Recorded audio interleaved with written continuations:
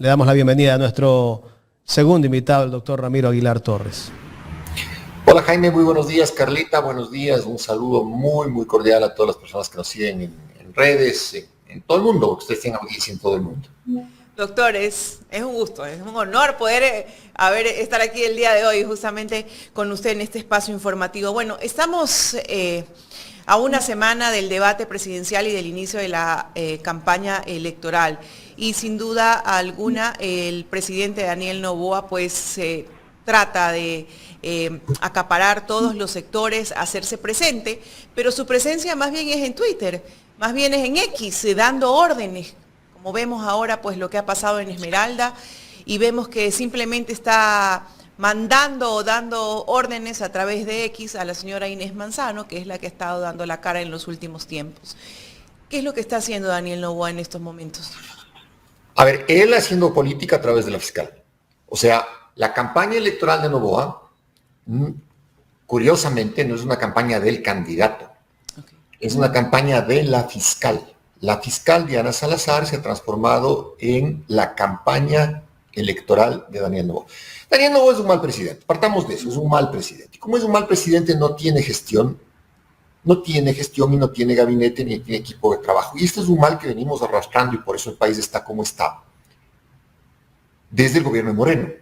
El gobierno de Lasso, interrumpido, fracasado, y el gobierno de Noboa de un año. Interino absolutamente. Y como no tiene gestión, Carla, cuando el presidente candidato va a territorio, la pregunta elemental de la gente que no es tonta es, oiga, don Noboa, ¿y todos sus ofrecimientos en qué quedan? Porque como presidente es malo, entonces, si usted es malo como presidente, ¿qué garantía tengo de que va a mejorar los próximos 4 años? No hay expectativa. Es quizá el precio más alto que está pagando Noboa por ser el candidato a presidente. Porque un candidato que no se plantea la reelección tiene digamos que una agenda, un portafolio de gestión pública, de obras, de política pública que puede ofrecerle al electorado. Real, hiperbólico, fantasioso, tonto como Lazo y haciendo girar la Virgen del Panecillo, tonto como el ofrecimiento de Noboa de hacer barcazas, cárceles, etc. Pero hay portafolio de ofrecimientos.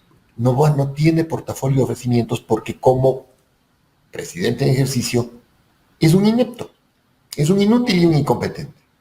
Entonces, como él no puede ofrecer al electorado ese portafolio de posibles gestiones y mejoras, ha sacado a la fiscal general esta semana con mucha agresividad a hacer campaña por él. Y él se limita a hacer TikToks, a hacer presencia en redes. Hacer carreras de 5K. Exactamente, porque él cree, y ya comer longaniza, porque él cree que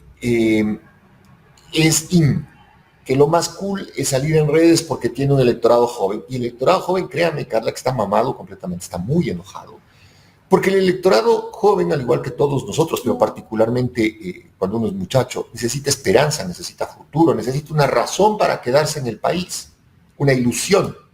Y si algo ha robado el gobierno de Noboa, es la ilusión y la esperanza de miles, de millones de personas que votaron por él en la elección del 2023 pensando que era una válvula de escape, una salida, y que resultó ser un lazo con colágeno. Doctor, a ver, vamos a algunos puntos para dejarlos puestos en esta mesa. Daniel Noboa no tiene portafolio de ofertas de campaña y por eso pues envía terceros, que son sus voceros, el ministro del Interior, la señora Inés Manzano, ¿no? Que los estamos viendo bastante visibles. No se diga pues el resto de quienes pertenecen a su entorno. Pero él detrás está, digamos que, siendo respaldado por la fiscal y eso tiene que ver con el inicio de todas estas persecuciones políticas que se vienen dando, principalmente lo que estamos viendo, que es en torno a los ex consejeros de Participación Ciudadana y Control Social. Digamos que por ahí empieza a darse esta coyuntura política electoral de la segunda vuelta. Sin duda. Sin duda, pero también los ministros son voceros menores, ¿no? O sea, ¿por qué es vocera la señora Manzano? La señora Manzano es vocera porque se iban a robar el campo Sacha. Y el presidente les dijo, bueno, hasta el 11 de marzo a las 9 de la noche se caen con mi billete, que no sabemos si era su billete o el billete de los ecuatorianos, pero eran 1.500 millones de dólares, que los supuestos concesionarios del campo Sacha no pudieron conseguir. Entonces, ¿quién salió a dar la cara en eso, quién salió a dar la cara en ese presunto y posible perjuicio para el Estado? La señora Manzano. La señora Manzano tiene que volver a salir porque se inunda Esmeraldas, porque hay un derrame de crudo en Esmeraldas. Y el presidente no dio ni la nariz por ahí, con una contaminación ambiental terrible, y la señora Manzano, ella dice que además es ambientalista. ¿Sí? Entonces, y el ministro de la Gasca sale a hacer vocería en una bronca menor que tiene con el alcalde de Guayaquil, con dos cosas. La bronca del alcalde de Guayaquil con el tema de la ley talón de Aquiles, de que sancionen a los abogados que interponen recursos, y antes salió con el tema, juntamente con el ministro de Defensa, con el tema de los celulares en la votación.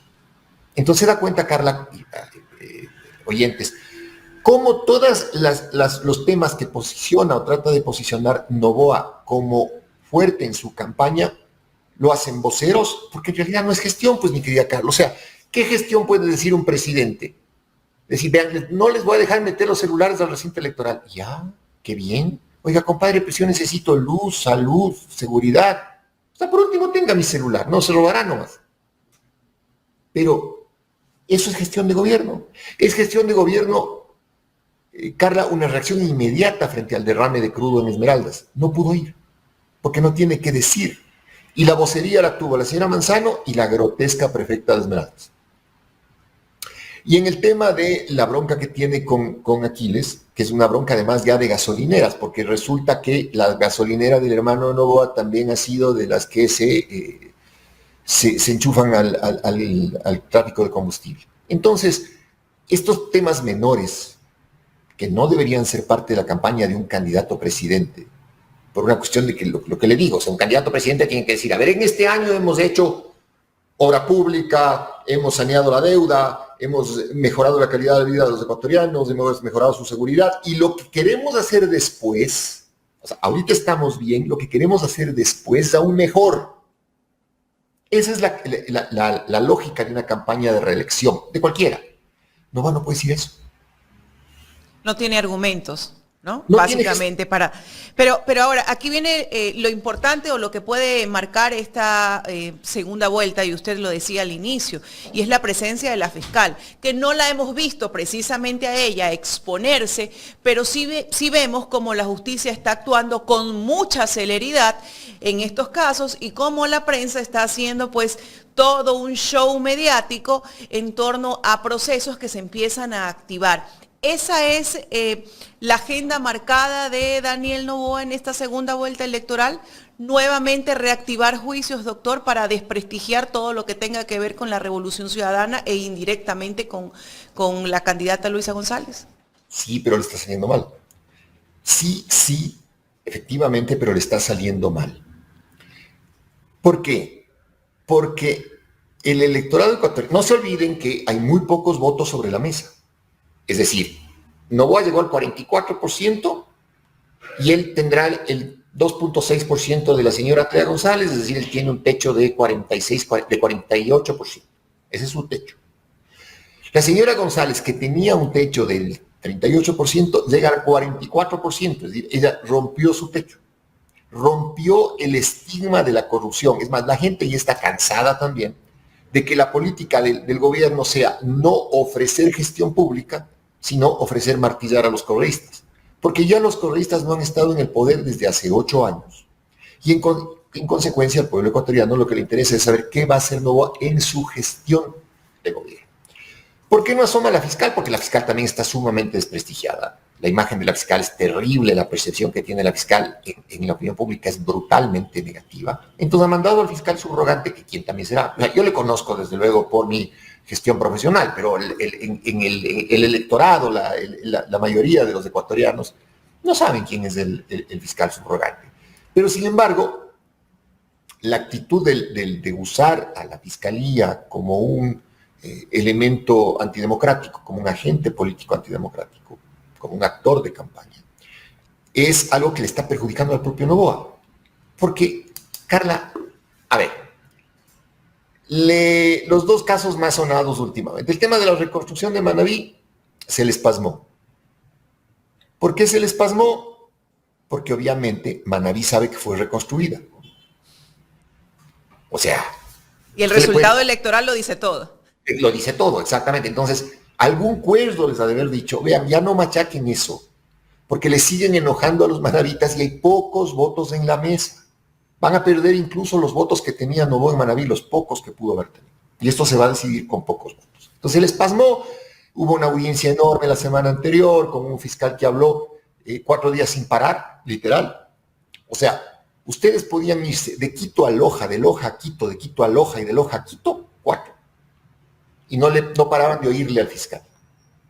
Una deshidratación brutal. Y nunca logró probar que se habían robado plata en la reconstrucción de Manabí. Se les pasma eso como argumento electoral. Entonces reviven el tema de la incautación de celulares de Verduga, del consejero Augusto Verduga, Augusto Verduga. Y sacan el fin de semana esta formulación de cargos con el mismo fiscal subrogante y con el show de que Franco Lor estaba retenido. Llegan a la audiencia y resulta que la acusación del fiscal es que Verduga no usaba el WhatsApp como aplicación de mensajería, sino que usaba Signal y eso le hace tenebroso. La acusación del fiscal es que el Consejo de Participación Ciudadana estaba discutiendo la designación de superintendente de bancos. Y entonces el pueblo ecuatoriano, que no es tonto, dice, oye, ¿y qué tiene de delito que una institución del Estado discuta los problemas del Estado? O sea, el problema del superintendente de bancos es un problema que venimos arrastrando institucionalmente, que además es un fracaso en el control del lavado de activos. Y el Consejo de Participación discute los problemas del Estado. Y desde luego, ¿con quién discuten los políticos? Con sus afines, pues no es que le va a mandar un WhatsApp Verduga a Noboa y decirle, oye, aquí, ¿qué te pasa? No, los problemas políticos se discuten con los coidarios, con los afines, para poder plantear una solución o una alternativa política, así como Noboa discutirá con sus afines, con la fiscal Salazar, con el Contralor, con quien sea. En ese contexto, termina siendo un ridículo fenomenal el fin de semana, porque no había persona en redes que no se burle del ridículo que intentaron al querer montar el show de que Verduga quería poner un superintendente de bancos para tapar el lavado de dinero. ¿Y por qué se les cae el show? Porque también volvemos a la realidad. Porque los bancos están teniendo utilidades brutales desde el año 2017. En una economía cuyo PIB decrece al 2.3% promedio más o menos anual. ¿Y eso qué significa? ¿Por qué les va a los bancos súper bien y al país en su economía en general les va mal y a los ecuatorianos nos va pésimo? Es porque los bancos están lavando dinero. Y, obviamente, quien controla el sistema financiero es la superintendencia de bancos puesta por Moreno, por Lazo y por Noboa. Los correístas están fuera del gobierno desde hace 8 años. Les sale el tiro por la culata, quedan pésimo, quedan muy mal, y hay que ver qué circo nos ponen esta semana. Vamos a pasar de circo en circo. Doctor, la posición de la CONAIE, de Leonidas Issa, de Pachacutic, está dividida esa posición, ¿no? Hemos visto que también esa organización no está al 100% en su totalidad de acuerdo con las expresiones de Leonidas Issa. ¿Cómo lo ve usted de cara a esta segunda vuelta? ¿Realmente es un apoyo para Luisa González? Mire, Carla, la derecha del movimiento indígena ya votó por Noboa. Tengamos claro eso, o sea, la votación de Noboa en la Sierra Centro y Sur, que es Cotopaxi, Tungurahua, Bolívar, Chimborazo, Cañar, la Amazonía, ya se decantó por Noboa, porque Leonidas Issa tuvo el 5.6% de la votación, que en una lectura, digamos que objetiva del tema, nos hace ver que ese es el lado progresista de la CONAIE. Y no le veo al lado progresista de la CONAIE votando por Noboa. Y tampoco le veo anulando el voto. Es decir, como ya la primera vuelta resultó ser un final de foto, entonces el que anule el voto ahorita es un tipo que no está en nada, pues es un tipo que está jugando un partido que ya se acabó. Hoy hay que tomar una posición. Y el movimiento, digamos que el progresismo, que coexiste en la CONAIE con otros movimientos de derecha, radicales, religiosos, etcétera, ha manifestado su apoyo a la señora Luisa González. Ya abiertamente. Y lo ha hecho bien Leonidas Issa. Leonidas Issa es un personaje inteligente. Ahora, veamos si el país está listo, Carla, y esto es fundamental, para una segunda vuelta con final de foto. O sea, lo importante en este momento es que todas las fuerzas políticas del país, sobre todo las que están en segunda vuelta, Revolución Ciudadana y Noboa, entiendan que esto se va a definir por 2.5% de votos, no más. Porque no hay más, Carla, no hay 150%. Y entonces, creo yo que el papel que juega el Consejo Nacional Electoral en esto es fundamental y el papel que juegan el resto de las fuerzas políticas es fundamental porque hay que hacer una especie de pacto de reconocimiento de la legitimidad de los resultados, porque no podemos vivir en una crisis permanente, con un espíritu democrático, entendiendo que los resultados van a establecer una diferencia de no más de 2.5 o 3 puntos. Ahora, ya no hay votos, ¿no? Exactamente, ya no hay votos. Ahora, yo le veo a la Revolución Ciudadana con ese espíritu democrático. No le veo a Noboa con ese espíritu democrático. Todo lo contrario, Noboa quiere de alguna manera meterle la mano al resultado electoral, como ya lo hizo en primera vuelta. Es decir, si Topic no habría sido candidato, si Topic habría sido candidato, probablemente esto habría tenido una segunda vuelta distinta. Noboa es muy malo, muy malo como candidato, como presidente. Entonces, veamos, yo creo que entendamos que el resultado va a ser muy cerrado, pero que la democracia ecuatoriana debe estar lo suficientemente sana y sólida para respetar ese resultado. ¿De dónde puede raspar votos Daniel Noboa? Solo de la candidatura de los Lucios, pues solo de la candidatura de la señora González, no hay de dónde más. Aunque todo ese voto no es tan novoísta. Yo creo que hay un porcentaje de ese voto tampoco que va a votar por Noboa. Algunos van a votar nulo. No creo que voten nulo. Esos son odiadores, tienen un ADN odiador potentísimo. Entonces ellos, los que votaron por los Lucios y por la señora González, le odian tanto al correísmo que no van a anular el voto. O sea, hay que ser realistas, yo creo que ese porcentaje sí acrece el porcentaje de Noboa, pero no tiene dónde más. Todo esto de la persecución política que estamos viendo en estos últimos días significa que es la desesperación del gobierno o del presidente. A ver, yo creo que es la suma de varias cosas. Yo creo que es la suma de una derecha muy violenta, que está viendo cómo Noboa es un pésimo candidato, que está viendo cómo Noboa es un pésimo presidente y que está tratando de alguna manera de hacer agua, de achicar el agua porque el barco se está inundando. Y claro, el elemento más violento, belicoso y mediático que tiene esta derecha es la fiscal general. Entonces, estos montajes que está haciendo la fiscal, que ya son, le digo, de circo, son circenses completamente, le están haciendo más daño a la campaña de Noboa que lo que ellos piensan que es positivo. Pero, le repito, yo creo que ahí hasta Noboa no tiene capacidad de decisión. O sea, yo creo que la derecha está caminando por la libre, está pactando con la fiscal, con los medios corporativos, con los Vera. Pero entonces hay un operador detrás de Noboa. Claro, los que han hecho negocio desde el 2017, pues mi querido Jaime, los bancos, Los que han medios. hecho un negocio brutal, los medios corporativos que han hecho un negocio brutal, totalmente brutal, los narcos, porque, mire Jaime, los narcos que lavan dinero a través del sistema financiero, mire Claro. Jaime, a ver, ¿quién pone la narrativa del narco en la política siempre? Guillermo Lazo Correcto, pero él y Noboa. y Noboa. O sea, la narrativa del narco la pone siempre Noboa. Extrañamente. Y hasta Guillermo Lasso lo hemos visto activo haciendo campaña indirectamente a favor de Noboa. ¿Será que le han obligado a que participe en la campaña? No, a ver, ¿quién en su sano juicio puede aceptar que Lasso haga campaña por uno? Pero es la desesperación de la derecha al ver que pueden perder la elección, que están reviviendo a los supuestos ejecutores del correísmo, ejecutores en el sentido de haberlos matado reputacionalmente, como son Moreno y Lasso. Moreno por traidor y por felón, y Lasso por haber destruido la economía del país. Pero, a ver, si a Noboa le preguntaran, oiga, ¿usted quiere que Lasso le ayude en la campaña? Noboa debería decir, no, gracias, le agradezco mucho.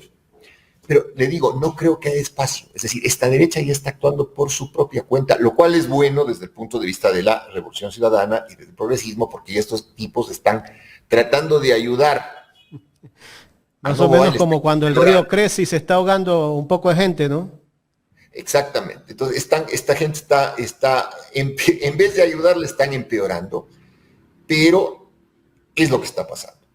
Segundo, Noboa no encuentra un hilo de campaña y es elemental, por lo que le decía yo a Carla hace pocos minutos, porque no tiene portafolio de ofertas. Pues no puede tener portafolio de ofertas quien teniendo el poder no ha hecho absolutamente nada.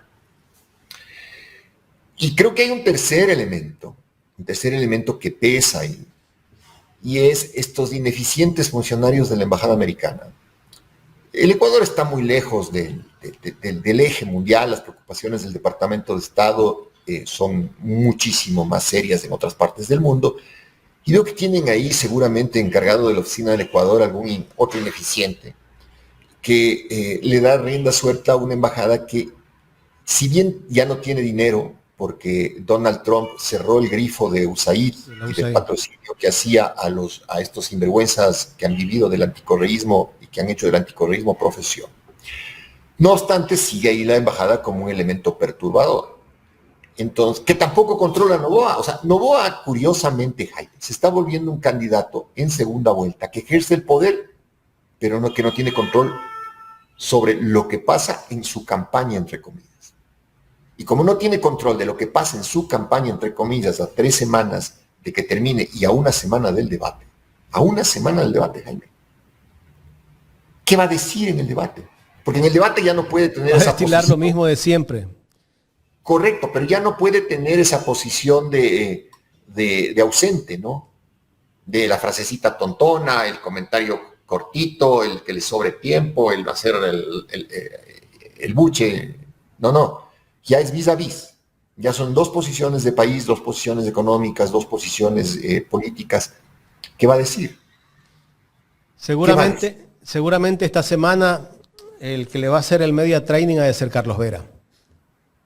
Pero eso es como que te ayude Lasso, pues. Y media training, prepararlo para el debate. Pero igual, Vera es un ex periodista y un ex comunicador hace muchos años, pues. Vera es del Beetlejuice de la política ecuatoriana, o sea, es un tipo ahí fantasmagórico que asoma estrafalario de repente, que te ayude Vera para hacer un media trading a un debate que ya no tienes a nadie, o sea, eso es más o menos como que te pongas frente a un espejo y te preparas tú mismo. Claro, la verdad que tantas cosas que se pueden ver durante esta campaña electoral. Doctor, esta campaña recién empieza la próxima semana, ¿no? Todavía hay muchas cosas que vamos a ver en estos días, ¿no? Seguirá la persecución política, verán nuevos casos, el tema reconstrucción de Manabí también lo están utilizando para ver si ganan algunos votos, pero parece ser que los votos ya están casi que repartidos. Bueno, el tema de reconstrucción se les pasmó y por la complejidad además del tema, pero como le decía a Carlita, Manabí sabe que le reconstruyeron, pues o sea, electoralmente. No pueden engañar, ahí en Manabí ya no pueden seguir engañando. Exactamente. Y pero el voto está bastante duro, doctor. Yo que estuve en Manabí, realmente el voto está bastante duro en Manabí. Por cierto, y además los manavitas tienen razón porque les han maltratado, pues entonces tienen que cerrar filas los manabas que son alma de Guayacán, que no comen cuentos. Entonces van a decir, bueno, a ver, ratitos, ¿por qué me vas a maltratar a mí? ¿Ya? Entonces se les pasmó el caso reconstrucción, se les pasmó. El tema de Verduga se les pasma otra vez por ridículo. Entonces, Es que no hay nada en ese caso, doctor. exactamente, no hay nada. Ahora, El show que hicieron con Eduardo Franco Lor, pero lo que sí me llama la atención mucho ya es los medios, son tan cínicos, sinvergüenzas. pero es que están el show haciendo de- campaña el show. por la... Claro, show, pero es un show que... A ver, ¿quién debería controlar el show por último? El director de campaña de Novoa. Decir, a ver, vamos, yo soy de derecha, soy un anormal, soy un violento, pero a ver, mamiticos, yo soy el jefe. Entonces, la campaña la va a manejar mi cuartel de campaña, mi mesa de campaña. No cualquiera, no como sea. Entonces, yo no sé quién dirija la campaña de Novoa, no tengo ni idea. Ni idea. Pero quien lo hace también debe estar frustrado, porque entonces está viendo cómo la derecha, por querer ayudar, ahoga. Por querer ayudar, ahoga. Doctor, usted dice por querer ayudar a OGA, pero hemos visto que intentan seguir posicionando los cucos de siempre, que es la dolarización, el que vamos a hacer como Venezuela, la impunidad ante los casos de corrupción. Y yo le pregunto a usted, ¿será el mismo discurso de Daniel Noboa el próximo domingo en el debate? Le pregunto esto porque ya vemos cómo utilizan a asambleístas, a gente de la Revolución Ciudadana, para que exponga cierta postura o pensamiento y tratar de transgiversar su opinión. Hay un Jacobo García, que ustedes le conocen, que es un politólogo genial. Y Jacobo puso un tuit este domingo que fue estupendo, respecto de unas desafortunadas declaraciones de la señora Paola Cabezas en el programa Políticamente Correcto de Coavisa. Primero, ese programa no ve nadie, nadie literalmente, porque un domingo de mañana uno sale a sitiar, sale a comer, sale a hacer compras, sale a lavar, a lo que sea, no ve nadie ese programa, no tiene rating. Entonces, Jacobo decía, es un error que personajes del correísmo vayan ahí por pura vanidad, es decir, para salir en la tele. Yo decía lo mismo ayer. Para salir en la tele. Y dice, correcto, y dice Jacobo, completa la idea, y dice, claro, como es un programa hostil, donde además... Tenía un guión en ese programa el día de ayer. Exactamente. Y el moderador atacar a la es RC. correcto. Pero doña Paola ingenuamente, por vanidad, va, dice 4 cosas, y eso le da alimento a las redes sociales, decía Jacobo, para... Les da molestar. contenido. Exactamente. Pero, Carlita, respondiendo a su pregunta, si la dolarización en el Ecuador sobrevivió al inepto de Moreno, sobrevivió al inepto de Lazo y ha sobrevivido al inepto de Noboa, la dolarización en el Ecuador está más sólida que la mandíbula de arriba. ¿Pero la gente lo percibe así? No, claro, por supuesto. La gente está segura de que ese es un cuento, es un cuco impuesto por la derecha, impuesto por los medios de comunicación, que es lo que vemos, y que realmente no es algo que va a influir en este mínimo porcentaje de votación que también incluye los nulos, los ausentes, y que probablemente ahora puedan tomar una decisión. Totalmente. O sea, yo creo que a ningún ecuatoriano en este momento se le puede ocurrir que la dolarización esté en peligro. A ninguno. Es un cuento tan manoseado que a ninguno se le ocurre. Porque además hay un tema práctico, Carla. Si el Ecuador decide emitir moneda, ¿qué confianza tendría la nueva moneda respecto del dólar? Cero. Más bien complicarían el manejo económico porque la gente seguiría buscando dólares. Punto 1. Y punto 2, que hay que sincerar la economía también. Pues, o sea, si el Ecuador está viviendo de lavado de activos, ¿qué lavan? Dólares. Entonces, ese tipo de cosas, algunas, digamos, que son, que se pueden analizar porque hay cifras, importaciones, exportaciones, balanza comercial, salida de divisas, etcétera, y otras que no puedes medir porque no sabes, se hablan de cifras, ¿no? De que se lava en el Ecuador 4.000 millones de dólares al año, 3.000 millones de dólares al año, pero no hay un registro. Entonces, la dolarización es un tema que no está en riesgo. Y la segunda cosa, que es Venezuela, tampoco es el tema ahorita en este instante, porque el Ecuador, créanme, está peor que Venezuela. Peor que Venezuela. Lo que veía ayer en ese programa, doctor, era la desesperación de Carlos Rojas también. Carlos Rojas parece candidato también, o ministro del gobierno de Noboa. Sí, claro, por supuesto, pero afortunadamente es un tipo al que no le ve nadie, pues. O sea, solamente la gente ingenua de la RC que vaya, que le tomen fotos, son ¿por qué no les abren una cuenta de Instagram? ¿No les dan un celular con mayor capacidad de fotos, alguna vaina? Porque tienen una vanidad y van donde no se debe ir. Van donde no se debe ir. Porque son celadas, porque son encerronas mediáticas. Y después, claro, eso no ve nadie, pero generan por ahí unos 2 o 3 posts que comienzan a rodar, que tampoco es que afecten mucho. ¿Por qué? Porque ya el pueblo no come cuentos. O sea, el tema aquí es, repito nuevamente, a riesgo de ser cansón, Noboa no tiene un portafolio de ofertas electorales.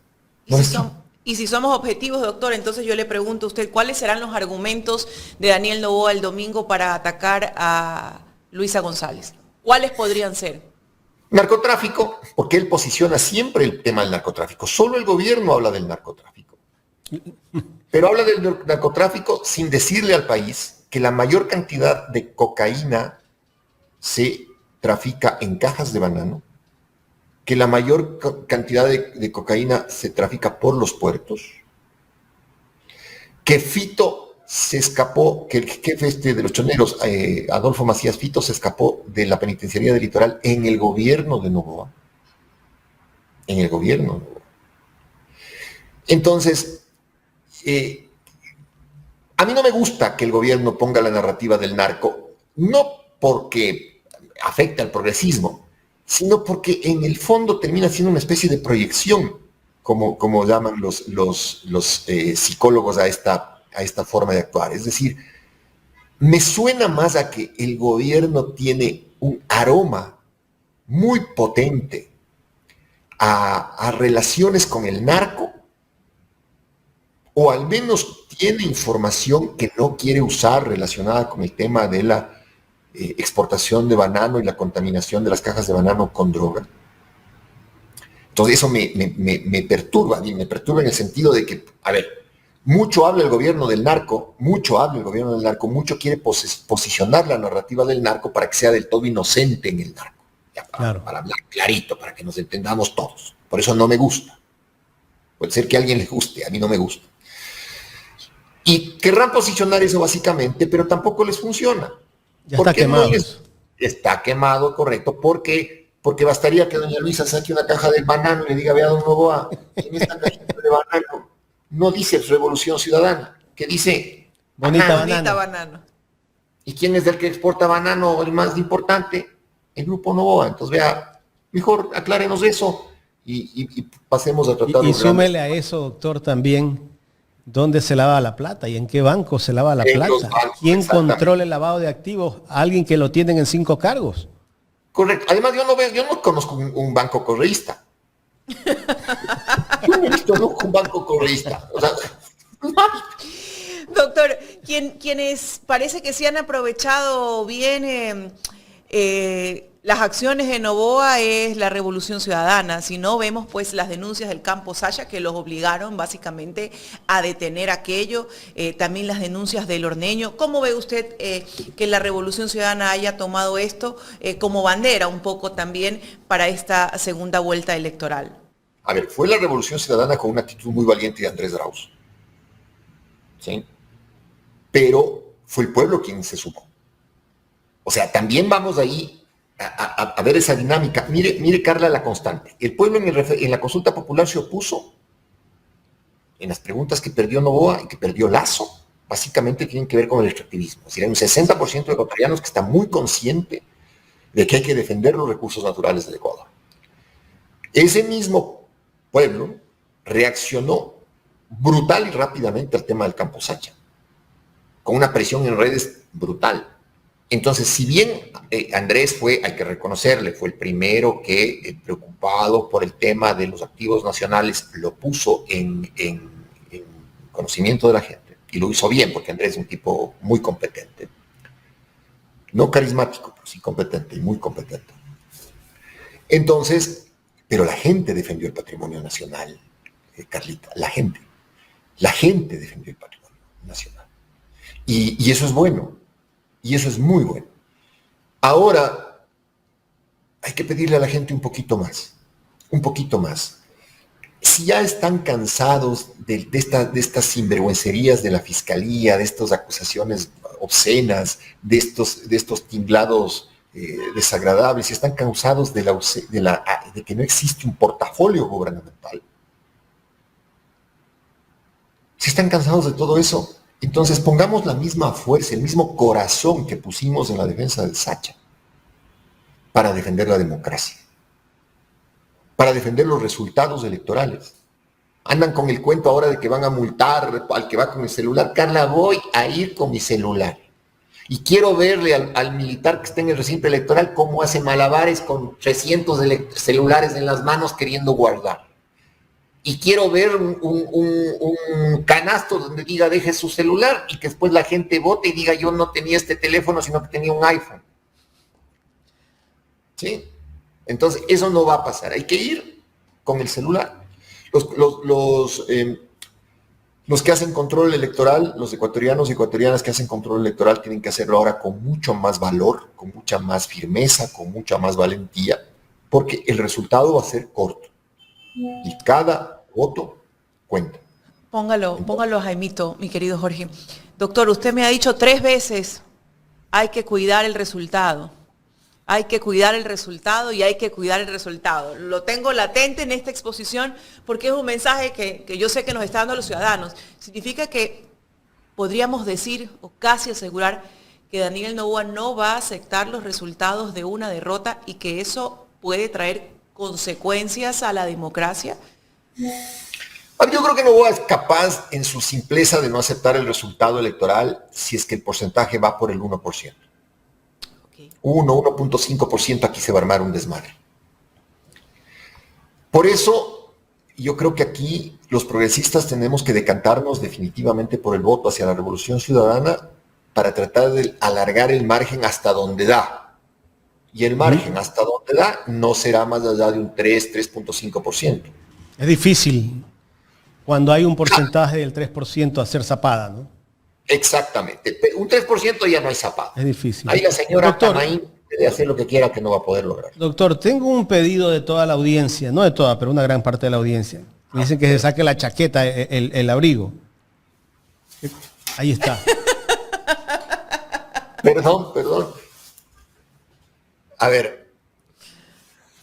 Oigan, es que en Quito hace un frío brutal. ¿Qué significa ese color, doctor, para usted? A ver. Yo creo que es público pública, y además lo he escrito desde hace muchos años. La suerte de escribir, Jaime, la suerte de escribir y la suerte de poder haber participado en la asamblea y que mi forma de pensar conste en las actas del Congreso, es que la gente sabe cómo pienso desde hace muchos años. Entonces, saben que soy un progresista muy firme, y un progresista muy firme en esta encrucijada del país no puede dudar un minuto en darle el voto a la señora González. No puede haber duda. Después discutiremos los matices. Después discutiremos los matices, ¿de acuerdo? Yo tengo matices. Y eso es clarísimo que tengo matices. Pero primero salgamos del problema y luego discutamos los matices. Claro, hay que pensar por el bien de todo el país, ¿no? Doctor, claro. Quiero hacerle una consulta sobre el tema de los mercenarios. Puedo ponerme la chompa porque muero de frío. ya. Muy bien, doctor, muy bien. Y ahí está mi querido Omar, toda la audiencia que está pendiente. Bueno, lo aplaudieron, doctor. Lo aplaudieron. Además, por ejemplo, dice, está guapo el doctor, se lo ve bien. Muchas gracias. Sí. Me estaban matando del frío. Doctor, el tema de los mercenarios que anunció el presidente de la República es otra desesperación, ¿no? Que no saben cómo llamar la atención y eso también creo que se les termina cayendo, porque la gente creo que no está de acuerdo, ni siquiera los militares, ni los policías, les ha caído bien ese anuncio que hizo el presidente de la República. Pero es que, Jaime, era un anuncio tonto. A ver, sí, pero es que era un anuncio tonto. Primero, los ñatos que este gato quiere contratar no vienen gratis. Y eso cuesta, si las Fuerzas Armadas del Ecuador, que deben estar en el orden de unos 45.000 hombres, porque la policía tiene más, tiene como 60.000. 100.000 personas. El gasto corriente, es decir, lo que es salarios y logística, debe estar alrededor, entre Fuerzas Armadas y Policía, de unos 2.400, 2.500 millones de dólares al año. Harto Cusque. Sí, pero ¿para qué voy a gastarme 800 millones de dólares en traer mercenarios? Porque eso cuesta, pues no es que cueste 80.000. 80.000 cuesta la guardia de seguridad de Coavisa, con el gorrito ese del guardia, con el chaleco y que está ahí medio dormido. Eso cuesta poco. Un mercenario cuesta muchísimo. Entonces era irreal, porque no hay dinero. Y las Fuerzas Armadas y la Policía Ecuatoriana, con lógica, dirían, oiga, ¿cómo es que va a pagar 800 millones de dólares o lo que fuere por mercenarios en vez de mejorarnos a nosotros el sueldo, de contratarnos seguro de vida, de mejorar las instalaciones policiales en todos los sitios del país? No sea loco, pues. Seguramente le contrataron al señor este que vino a la entrevista con Novoa, le dijeron, gánate unos 80.000 dólares, da una entrevista, di que sí, que vas a traer a tu gente y luego andate nomás. Que es la misma lógica con la que están usando para gastar como 150.000 dólares en una empresa de lobbying en los Estados Unidos para que Donald Trump le acepte una llamada, ni siquiera le reciba. La agenda de Trump este rato son los hutíes de Medio Oriente, es la bronca en Ucrania, los aranceles con Canadá, la relación con México, etc. Y el Ecuador no tiene cárceles que alquilar como Bukele. ¿No le sirvió de nada la participación en el acto de posesión de Trump? No, eso fue pagado, pues eso fue, pago el boleto y entro. Ya, pago el boleto y entro. Entonces, como no tiene nada que hablar Trump con Novoa, están tratando de que al menos le llame, ¿sí? Pero, Jaime, consulte usted a los ecuatorianos que viven en el extranjero, si la Cancillería les está entregando los pasaportes. No hay. No les entrega los pasaportes porque no tiene dinero para entregar pasaportes. A la pregunta es, ¿por qué la Cancillería se gasta plata contratando lobbying para que Trump le llame a Novoa y no se gasta dinero para entregar pasaportes a los ecuatorianos que viven fuera del país? Doctor, no solo eso, ni cédula hay. Exacto. Entonces, frente a es lo que le decía a Carlita al inicio de la entrevista, es decir, como Novoa no tiene un portafolio de obra, de gestión, entonces, ¿qué termina haciendo? El ridículo. Contrata a una empresa de lobbying para que Trump le haga una llamada. Puede que Trump le llame a las 3 de la mañana de un día domingo por 150.000 dólares y converse en 2 minutos. ¿Ya? Pero el tema de los mercenarios era igual, le trajeron a un gato, le pagaron para que dé una entrevista seguramente, porque es irreal, no hay dinero, Jaime. Contratar un ejército mercenario es una cosa carísima. ¿Y por qué hay silencio de parte de las Fuerzas Armadas y Policía? Porque seguramente les dijeron, oigan, vamos a hacer esto como un acto de campaña, ustedes tranquilos, nadie va a contratar mercenarios, pero déjennos por favor hacer el pantallazo para ver cómo resulta. Eso, y le han de haber dicho al alto mando militar, al comando de la policía, con seguridad. Tranquilos ustedes, muchachos, que esto es solamente un petardo de campaña. Y los militares le han dicho, sí, pero petardo de campaña, compadre, porque aquí no me entra nadie, para eso mejoreme el sueldo a mí. Y en ese contexto, debió haberse dado este tema de los mercenarios, que era una idiotería. Doctor, en otro tema, acá vamos a referirnos al caso de Guayaquil. El presidente de la República, la semana pasada, vía decreto, revoca el Parque Samanes de Guayaquil, que se lo había entregado al alcalde, el expresidente Guillermo Lasso. Eso se puede revocar porque me cayó mal Aquiles y se lo quiero quitar así nomás, cuando ya hay un documento donde el alcalde recibe el parque y también está inscrito en el registrador de la propiedad. Depende del documento con el que le dieron, ¿no? O sea, tendría que ver el documento con el cual el gobierno le trasladó la administración del parque a la alcaldía de Guayaquil. Debe haber sido alguna delegación o algún comodato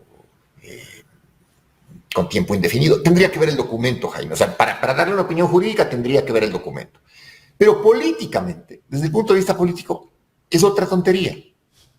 Es otra O tontería. sea, no pega ni una. No pega ninguna. ¿Por qué? Porque ¿quién hizo el parque? ¿Quién mantiene?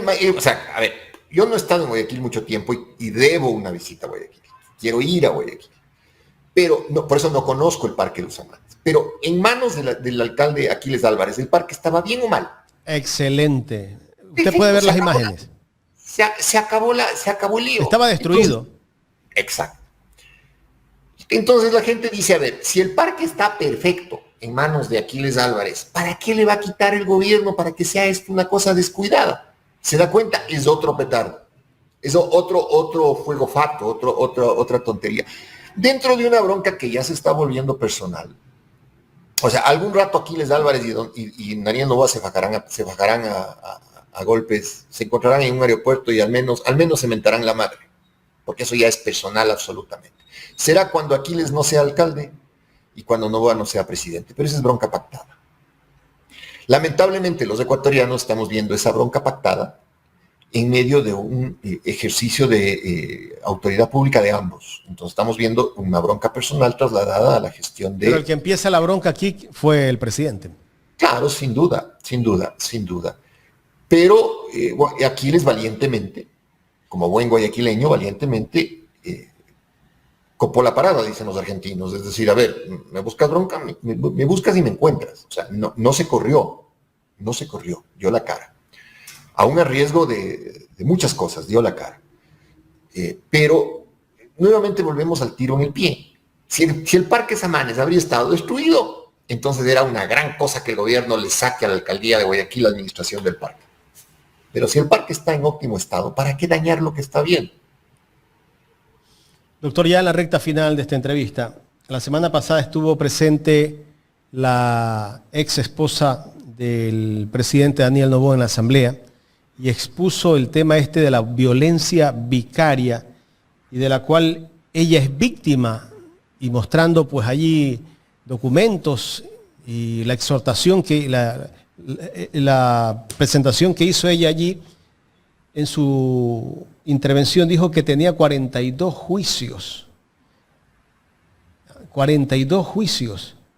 ¿Eso de alguna manera lo expone al presidente de la República o lo desnudó al presidente de la República para quienes tenían duda de quién era Daniel Noboa? No.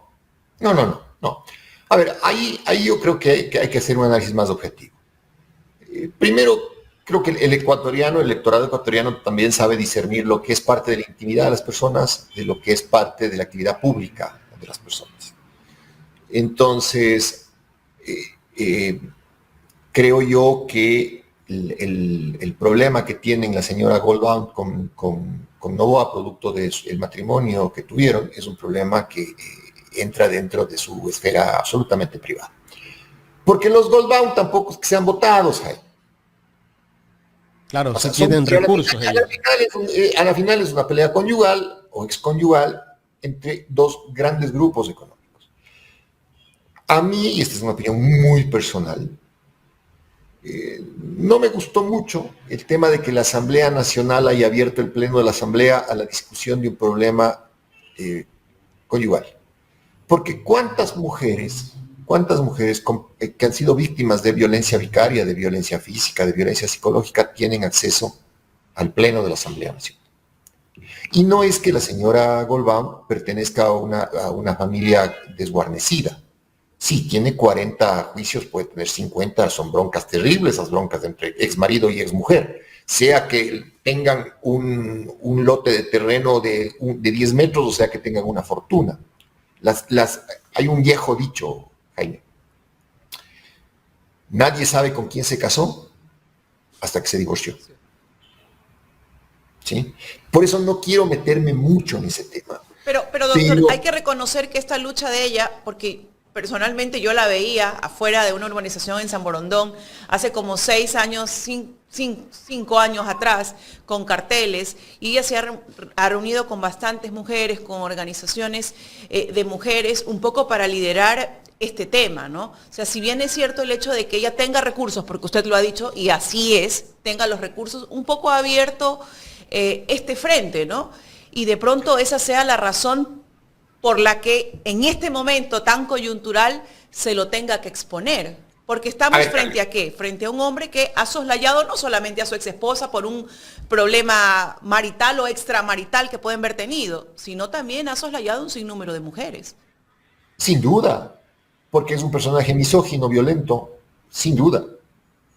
Pero en este tema en particular, y un poco para explicar mejor mi opinión, a ver, el tema de los excónyuges cuando hay hijos, en general, Carla, no me refiero a nadie en particular, lo óptimo es que se pongan de acuerdo y se hagan de buenas, porque van a tener un hijo para toda la vida. Ese es mi consejo siempre como abogado.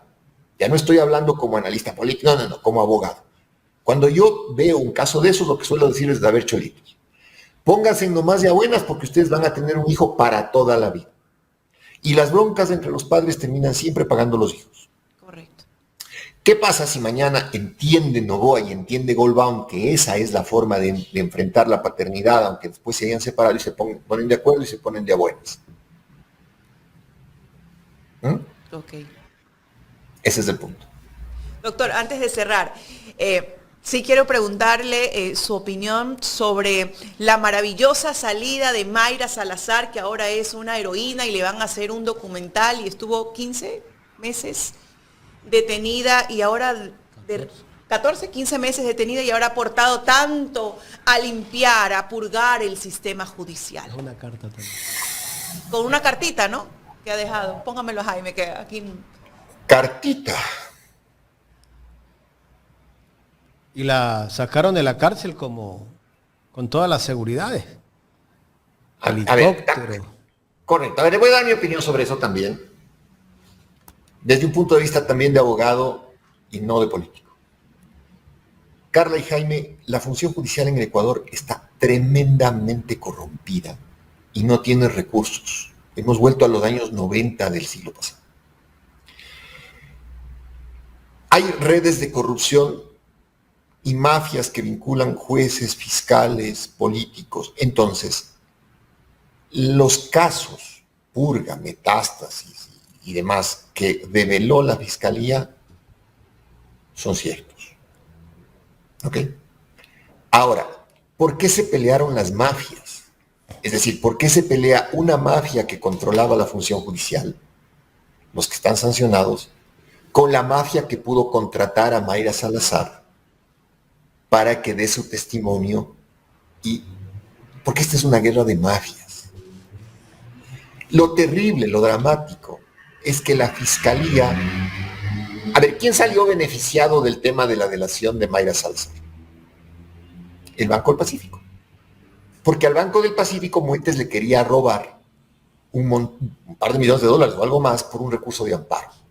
Entonces, ¿qué hace el Banco del Pacífico para bajarse la resolución de la mafia de Muentes, Salazar y compañía, Gallardo y compañía? Es que hace, ¿ok? Contrato a unos mafiosos para que me resuelvan como mafiosos el problema. Y hay unos audios, además, entre abogados de... Leonardo Toledo y... Entonces, estos mafiosos, ¿qué es lo que hacen?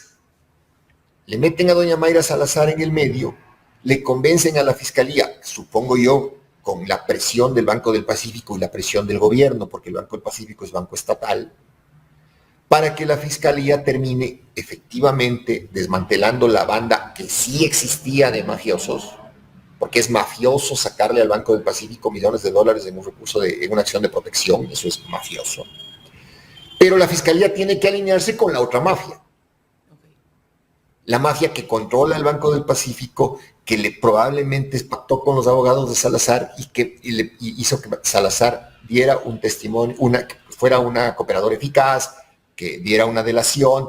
Y como Salazar estaba en el medio, Mayra Salazar estaba en el medio, es decir, fue el instrumento para este pacto de mafias, para esta bronca de mafias, no pacto. Entonces probablemente la fiscalía terminó diciéndole, ok, le vamos a premiar con un procedimiento abreviado, con una sanción menor y usted sale del país. Ahora, ¿a qué sale del país? Probablemente a disfrutar de lo que costó meterse en el problema. Puede ser que esté totalmente yo equivocado, puede ser que esta cosa haya sido la cosa más transparente del mundo, pero no viendo objetivamente las cosas, creo que eso fue lo que pasó. Pero, ojo, eso no significa que la Fiscalía haya montado un caso contra Muentes y compañía No significa que el Banco del Pacífico sea inocente y no significa que la señora Salazar sea inocente. Significa que todos ahí, todos absolutamente, son el síntoma y la erupción de una enfermedad que está matando al Ecuador, porque una justicia enferma mata un país. ¿Cuántas Mayras Salazares hay vinculadas a la justicia ecuatoriana? Decenas. ¿Cuántos jueces como los imputados en el tema purga hay? Decenas. ¿Cuántos fiscales pícaros hay? Decenas. ¿Cuánta gente dispuesta a comprar jueces hay? Miles. Esto fue simplemente la erupción de un problema. ¿Por qué? Porque el Banco del Pacífico estaba perdiendo un montón de dinero y optó por una solución mafiosa. Claro. Tantas cosas. Me quedo sin palabras con ese análisis, por eso siempre... Y lo que me sorprende es que el abogado de Mayra Salazar, sí, Leonardo Toledo, siga siendo el abogado, pues sí es el que le da la recomendación de lo que tiene que hacer hasta el final. Pero el señor andaba huido, pues, por los $500,000 que salió en el audio filtrado que estaba pidiendo y que no le pagaban. De pronto ya le pagaron y se quedó tranquilo. Exactamente. Con este abogado Fierro, creo que era el otro abogado. Yo no les conozco y no les quiero conocer, o sea, realmente me causa escozor el ver esto, porque créame, mi querido Jaime y Carlita, vuelvo a hacer la misma pregunta. ¿Cuándo un caso purga? ¿Cuándo un caso metástasis en Quito? En Quito. Porque no me diga que la justicia quiteña es sudagua bendita. ¿Por qué lo hicieron en Guayaquil y no lo hacen en Quito? Ese es el punto. Doctor, queremos agradecerle por el tiempo que nos ha brindado para conversar en esta mañana con nosotros. Les agradezco mucho, como siempre. Les deseo una linda semana y un abrazo muy, muy, muy grande. Gracias al doctor Ramiro Aguilar, analista político, conversando aquí en Los Especialistas de Ecuador en Directo.